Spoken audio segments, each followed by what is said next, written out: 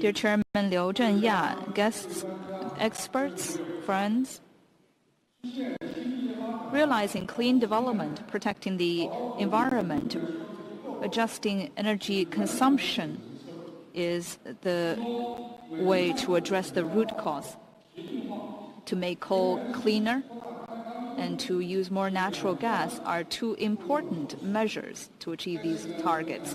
Here, I'd like to talk about two related questions. The first question is about regulating coal consumption, preventing the haze from the source.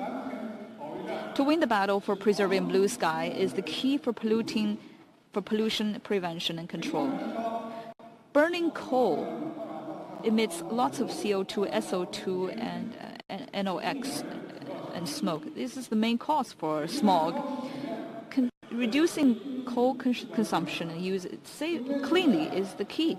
For many years, treating coal and burning coal and using clean coal in a more effective way has achieved a lot of progress, especially in power generation sector. We phased out a lot of small, inefficient ones and upgraded the boilers' efficiency, and also trying to get rid of the dust, NOx, and other polluting substance from the smoke. In that sense, we exceeded the international standard. Of course, 300,000, the unit that's under 300,000 needs to be phased out. Treating scattered coal, especially the coal that's burned for heating, is somewhere we're not doing very well. According to statistics, in north part of China, the rural households, more than 60 million households are still burning for heat, and they're burning very bad coal. Scattered coals are not burned well, and the smoke is not treated. Therefore, the polluting effect is 10 times that of industrial boiler. In effectively using coal and using clean coal, we have to get rid of the scattered coal. Northern part of China is most serious in smog. We have achieved some progress in treating the smog, but frankly speaking, it's not, the root cause is still not addressed. As you can see, the smog today in Beijing.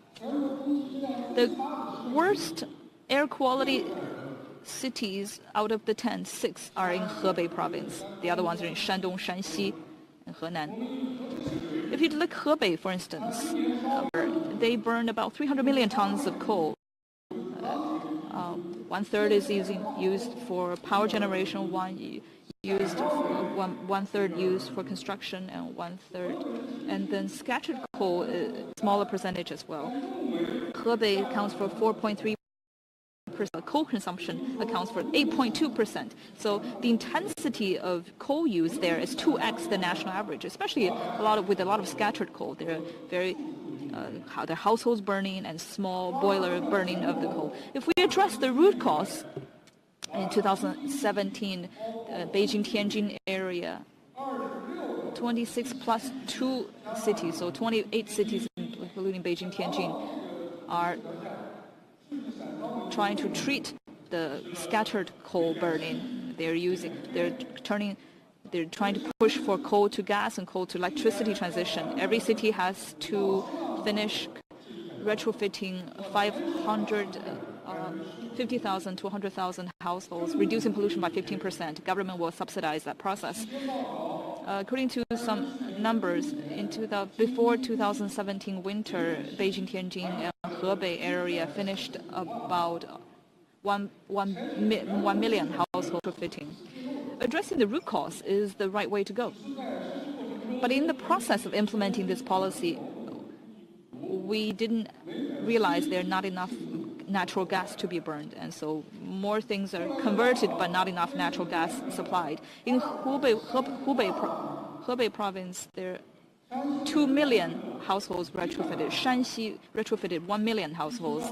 According to statistics, in northern part of China region, in rural area, the users of scattered coal are amounted to 20 million households. If all of them are retrofitted to natural gas, then we have to increase a natural extra supply of 24.5 billion cubic meters of natural gas.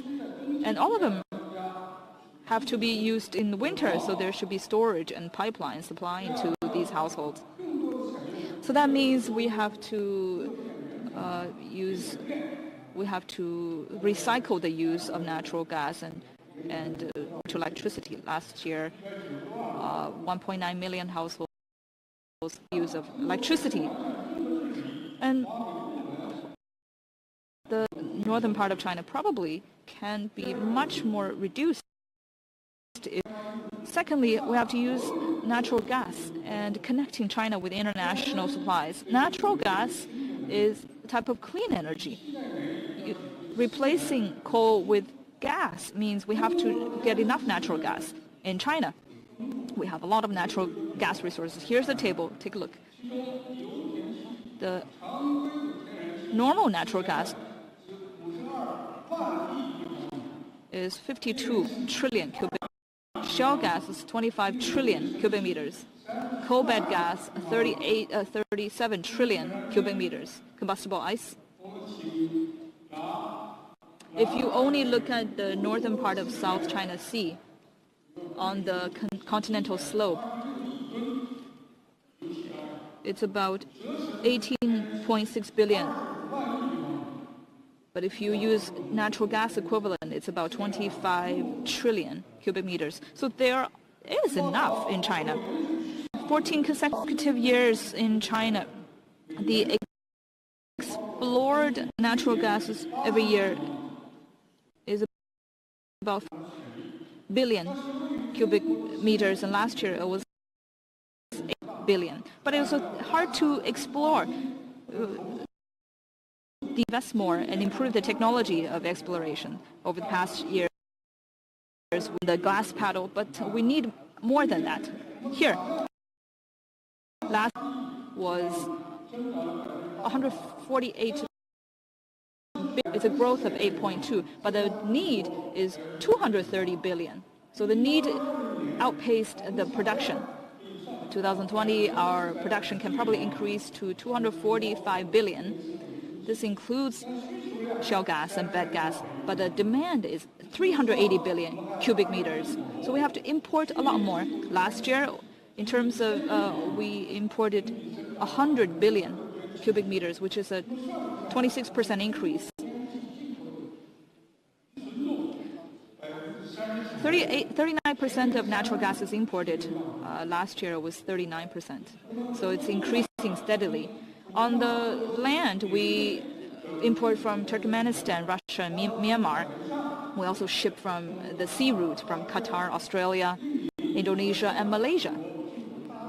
Lots of LNG is imported via sea route. Also, LNG's percentage, more than 55% of LNG is imported. Therefore, we have to open up the trade so that there is more natural gas to be burned. The international market needs to be connected. If you look at the pipelines, there are 8,000 kilometers. It's not short. There's China, Asia. There's West, East, Sichuan, Xinjiang to Guangdong to Zhejiang. There are also regions of pipelines. We also import from China, from Central Asia, Russia, and others. China, Myanmar. We also have 14 LNG receiving stations. Those are connected with international trades.